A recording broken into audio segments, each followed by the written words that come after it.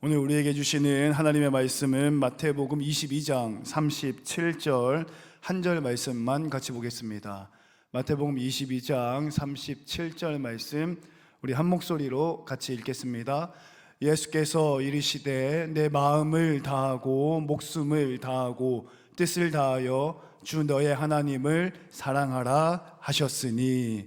아멘. 할렐루야. 우리 자리에 앉으시면서 옆에 있는 분과 함께 인사하겠습니다. 하나님을 사랑하겠습니다. 시작. 하나님을 사랑하겠습니다.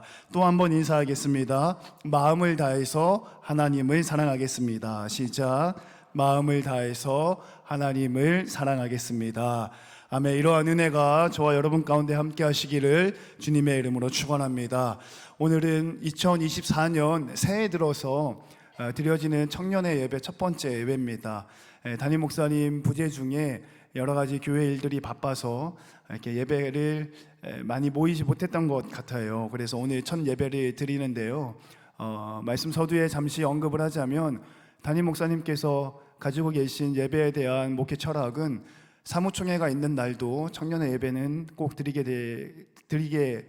드리라고 이렇게 꼭 말씀을 해 주셨어요. 그래서 모든 교회 행사가 보통 오후 1시에 있으면서 청년부 예배가 이렇게 11시 예배로 통합되는 경우들이 많았는데 앞으로는 그런 일이 없을 겁니다. 여러분들 임원들, 찬양팀, 또 모든 청년의 회원들 꼭 기억하여 주시고, 그래서 2월 첫 번주에 있을 그 척사대회 역시 우리가 늘 오후 1시에 척사대회를 했었는데요, 올해부터 2시 반으로 바뀌게 될 겁니다. 여러분들 청년의 예배는 반드시 드려지고 예배 가운데 은혜 받을 수 있는 담임 목사님의 철학에 따라, 목회 철학에 따라 우리도 열심히 예배하고 은혜 받고 힘을 내서 생활할 수 있는 저 여러분 되시기를 주님의 이름으로 축원합니다. 여러분, 새해가 밝아오면서 저마다 다이어리도 하나씩 구입하고 또 이제 새해 다짐들을 하잖아요. 그죠? 뭐 어른들은 가장 먼저 하는 다짐이 금년, 금주. 그럼에도 불구하고 해가 갈수록 주량은 늘어나고 팔리는 소비량은 늘어나고 왜 다짐을 하는지 잘 모르겠습니다. 또 우리 남자 형제들 또 자매들 열심히 또 헬스장에 등록해서 또 이렇게 체력도 키우고 외모도 가꾸고 이런 다짐들을 하잖아요. 뭐 한 주 정도 벌써 열흘이 지났는데요. 여러분들은 어떤 새해 다짐을 하고 계신가요?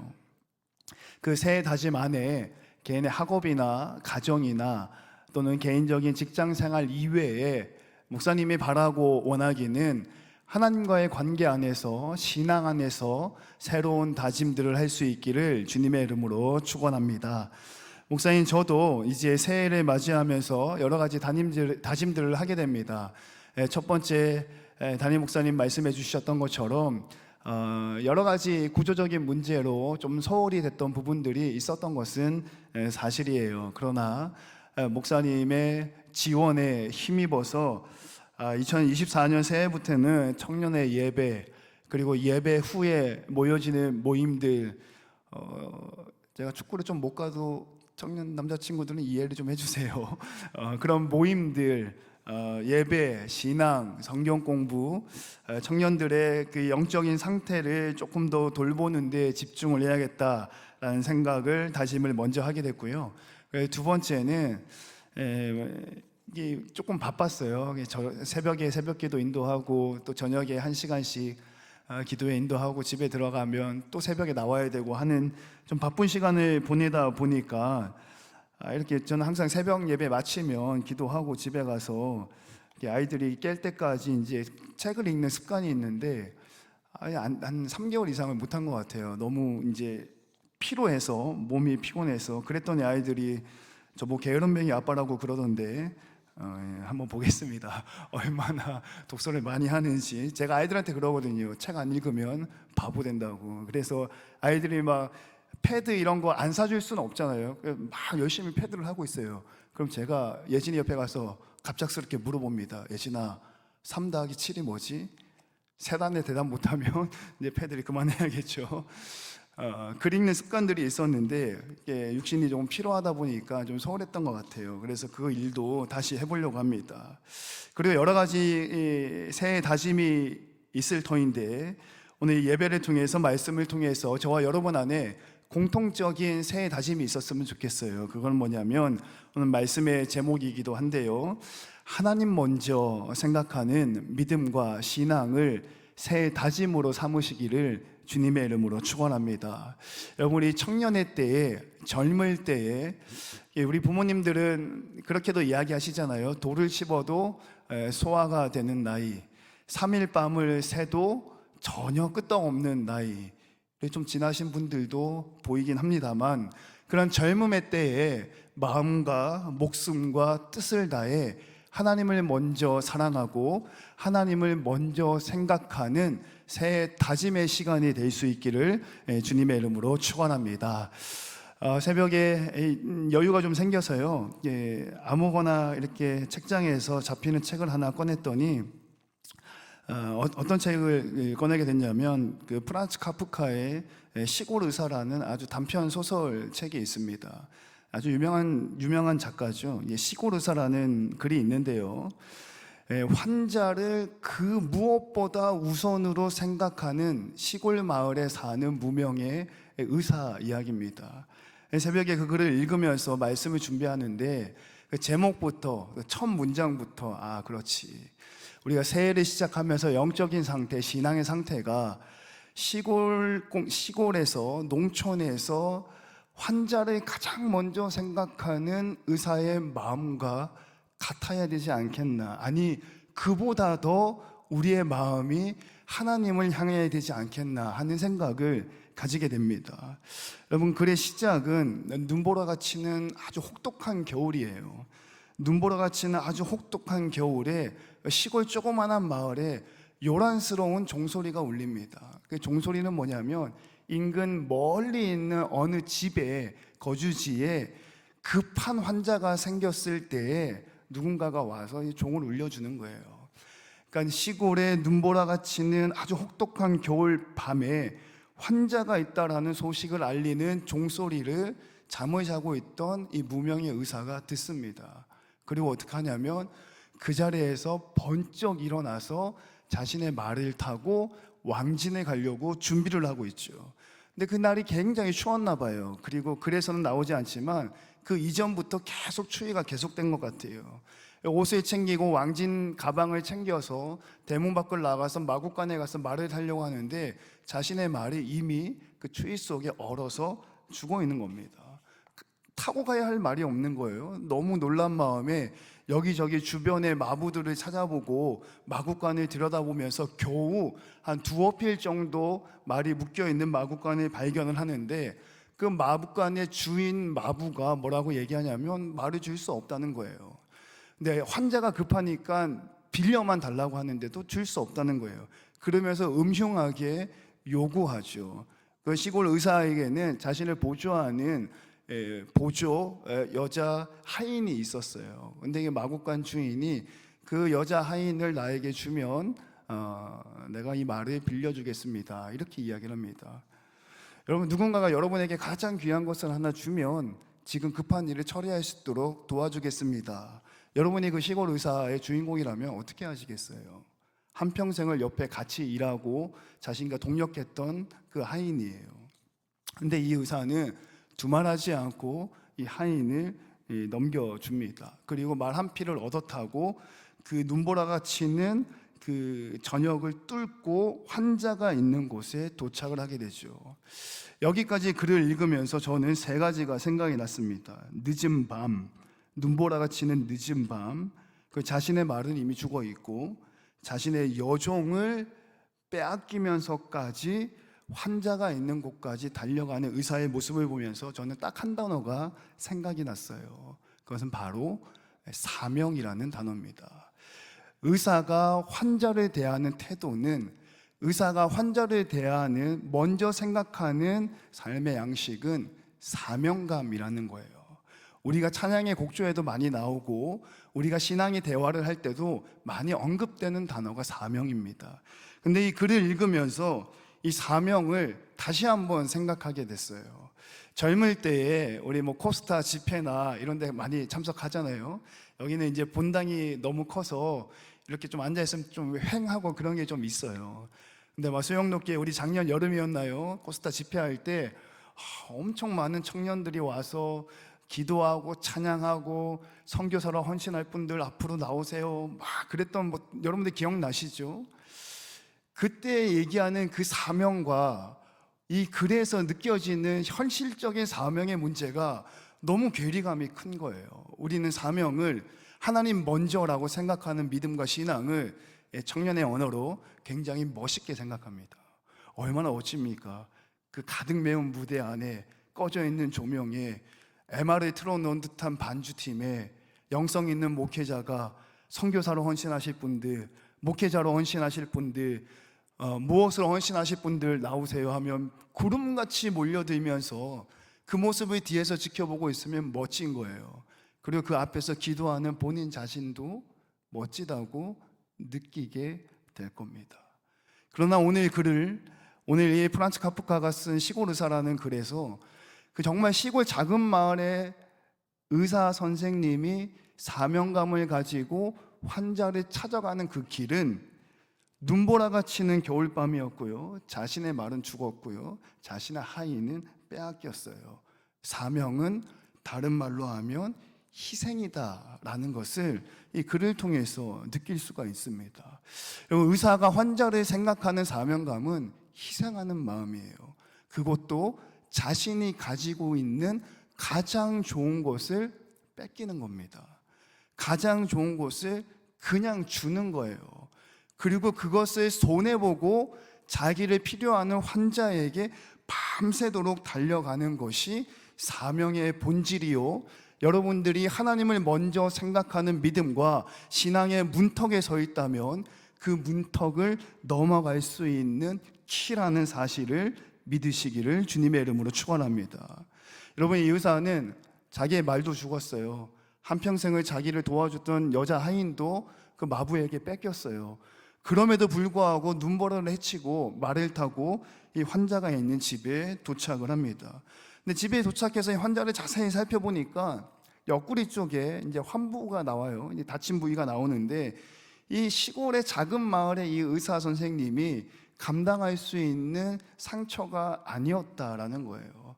그래서 도저히 자기는 고쳐줄 수가 없어서 너무나도 안타까운 마음에 가족들을 불러 모아놓고, 제가 너무 실력이 미천해서 고쳐줄 수가 없어서 대신에 처방전을 써드리겠습니다. 날씨가 개이고 좋아지면 이 처방전으로 더 큰 병원을 찾아가세요 라고 처방전을 써줬어요. 최선을 다했습니다. 여러분, 희생했잖아요. 자신의 말이 죽었잖아요. 자신과 함께 한평생을 하숙하고 일했던 여인도 뺏겼잖아요. 그럼에도 불구하고 그 눈보라를 헤치고 환자 집에 도착했어요. 근데 할 수 있는 게 없는 거예요. 그래서 처방전을 써줬어요. 자, 그렇다면 이 처방전을 받은 가족들의 반응은 어떠해야 했겠습니까? 글을 읽으면서 당연히 어떤 생각을 하게 되냐면, 선생님, 여기까지 오셔서 너무 고맙습니다. 너무 애쓰셨습니다. 어떻게 돌아가시겠습니까? 이 눈보라길에 찾아와 주셔서 고맙습니다. 우리가 느끼는 건 이런 거 아닌가요? 여러분, 우리가 사명을, 하나님 먼저 생각하는 신앙의 문턱에 서 있는 그 사명을 이런 것으로 생각하면 무너진다라는 거예요. 이렇게 멋진 것으로 이해하면 그 멋짐은 눈 깜빡할 사이에 사라진다라는 거예요. 가족들이 우르르 달려와서 우리말로, 속된 말로 멱살도 잡고 겉옷도 찢어 벗기고 의사가 이것도 못하냐고. 그 시골 의사는 겨우 집에서 도망쳐서 그 말 타고 눈보라길을 헤매면서 글이 끝납니다. 여러분, 사명은, 희생은 좋은 결과가 있는 게 아닙니다. 우리는 청년의 때잖아요. 청년의 때에 하나님 먼저 생각하는 사명은 여러분들이 가진 것을 희생하고 내어놓는 거예요. 그러나 우리가 큰 집회에서 멋진 조명과 음악과 멋진 말투 앞에서 저 뒤에서부터 달려나와 앞에 엎드릴 때는 멋짐으로 그 이후에 하나님이 주실 것을 기대하는 마음이 사명을 덮어버린다라는 거예요. 그러나 오늘 읽었던 글에서 의사가 환자를 생각하는 사명은 환자 집에 가서 고치지 못한다 하더라도 나에게 무언가를 챙겨주겠거니, 나에게 무언가 여비를 주겠거니, 따뜻한 말 한마디를 하겠거니, 그런 게 아니었다라는 거예요. 희생 그 자체였다라는 거예요. 여러분, 청년의 때에 우리가 넘어야 할 산들이 얼마나 많습니까? 우리 이제 아까도 소개했지만 아마 대학의 입시 문제로 아마 많이 바쁠 거예요. 목사님도 생각이 납니다. 한두 번 얘기했죠. 저는 이제 400점 만점이 수능 시험이었는데, 고등학교 3학년 때 시험을 봤는데 190점이 나왔잖아요. 그죠? 정말 하나님의 은혜예요. 그래도 대학을 간 거 보면 얼마나 넘어야 할 산들이 많아요. 그죠? 대학만 가면 끝났나요? 취업 준비하는 친구들 많죠. 얼마나 힘들어요. 그죠? 목사님이 더 힘든 말 해줄까요? 면접 보러 갔는데 그러더군요. 자기가 고려대? 연세대 출신이었대요. 될 줄 알았대요. 3명 먼저 보는데 첫 번째 카이스트, 두 번째 서울대, 세 번째 고려대. 누가 됐을까요? 여러분, 넘어야 할 산이 많아요. 그거 넘으면 끝난 것 같죠. 요즘에 드라마에 참 현실적인 내용들이 참 많이 나오더라고요. 그 미생이라는 드라마 혹시 아시나요?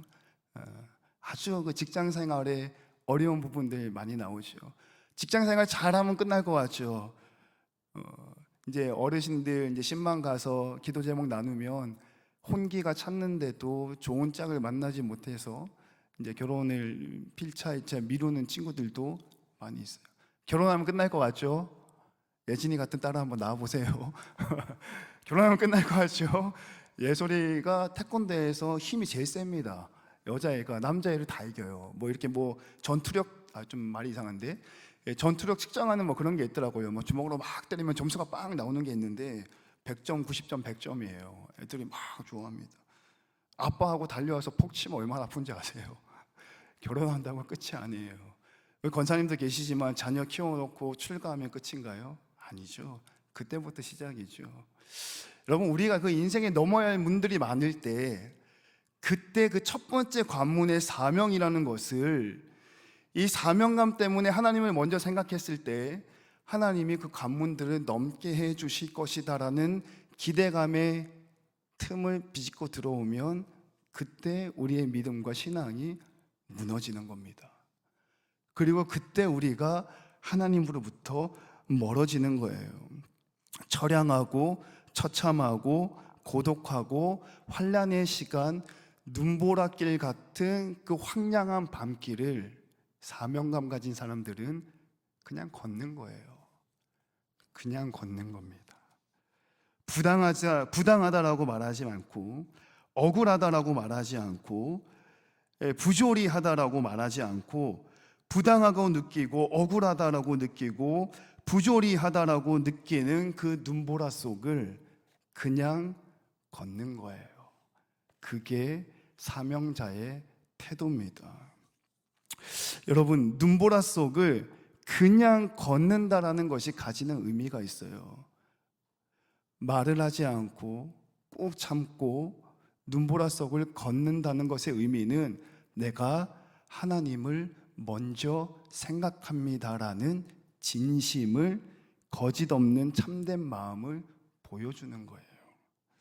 여러분들이 만약에 하나님을 먼저 생각하는 신앙을 갖고 싶으시다면, 여러분들이 만약에 2024년도로 새해를 시작하면서 믿음 안에, 신앙 안에 새로운 다짐, 나는 하나님만 먼저 생각하겠습니다라는 믿음을 가지시고 또 입술에 고백이 있고, 그 고백이 스스로 생각할 때 진심이고 거짓 없는 참된 마음이라면 그걸 보여줄 길이 있어요. 눈보라 속을 걷는 겁니다. 예배하고, 저는 이 담임 목사님의 이 설교 시간에 자주 나오는 문구가 있어요. 너무 좋더라고요. 이걸 좀 다른 말로 얘기했을 때 눈보라 속을 걷는 겁니다. 또 이해되기 쉽게 얘기하면 예배하고 또 또 예배하는 거예요. 기도하고 또 기도하는 겁니다. 요즘 전도가 안 되잖아요, 그죠?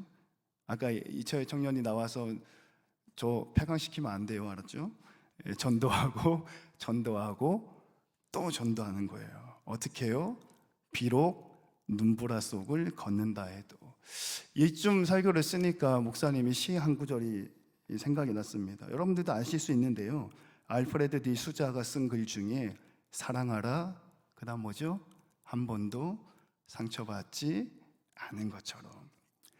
여러분 똑바로 갸우뚱거리지 말고 좌절하지 말고 걸어가라.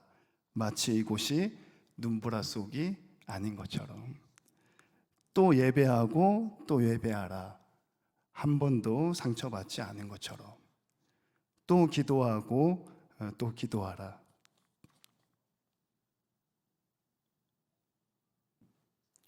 이제 그 식구에 맞춰서 마치 마음에 상처가 없는 것처럼.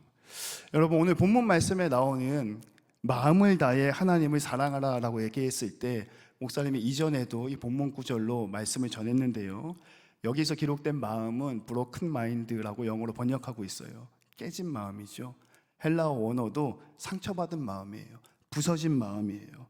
그 마음 가지고 하나님 앞에 나오라는 거예요. 여러분, 다윗은 평생을 도망자로 살았어요, 그죠? 평생을 마음이 부서졌어요, 그죠? 그리고 그 부서진 마음으로 내 마음이 확정되고 확정되어 싸우니 찬양하고 노래하고 하나님을 예배했어요. 여러분, 마태는 어떻죠? 평생을 세관에 앉아서 사람들, 동족들이잖아요. 유대인들에게 질타와 손가락질 받으면서 마음이 부서졌단 말이에요. 그 마태는 평생의 마음이 쌓였어요. 상처가 골마서 터졌어요. 그런데 예수님께서는 그런 마태를 불러주셨단 말이에요. 그리고 마태는 그 예수님의 부르심에 마치 한 번도 상처받지 않은 것처럼 예수님을 따라갔어요. 다윗과 마태, 그리고 그 다음에는 저와 여러분들의 이름이 기록되기를 주님의 이름으로 축원합니다. 여러분, 온갖 수많은 상처, 속상함이 있다 해도 마치 그런 일이 없는 것처럼 그렇게 하면 하나님께서 진짜 그렇게 만들어 주심을 믿으시기를 주님의 이름으로 축원합니다. 말씀을 마무리하겠습니다. 여러분 한번 따라할까요? 예배하고 또 예배하자. 시작. 예배하고 또 예배하자. 말씀의 마무리도 이 시골 의사 글을 인용하면서 정리를 하겠습니다. 이 글의 시작은 환자가 있다는 소식을 알리는 종소리부터 시작됩니다. 그리고 그 종소리를 듣고 모든 것을 희생하고 출발하죠. 여러분들이 어디에 있든지, 그리고 여러분들이 무엇을 하든지 예배를 알리는, 하나님의 임재를 알리는, 카이로스의 시간으로 들어가는 것을 알리는 하나님의 종소리가 여러분들의 귀에 들리기를 주님의 이름으로 축원합니다. 그리고 그 종소리를 듣고 현재 여러분이 가지고 있는 것들 중에 희생하고 하나님 성전에 나와서 은혜 받는, 하나님을 먼저 생각하는 저와 여러분 되시기를 주님의 이름으로 축원합니다.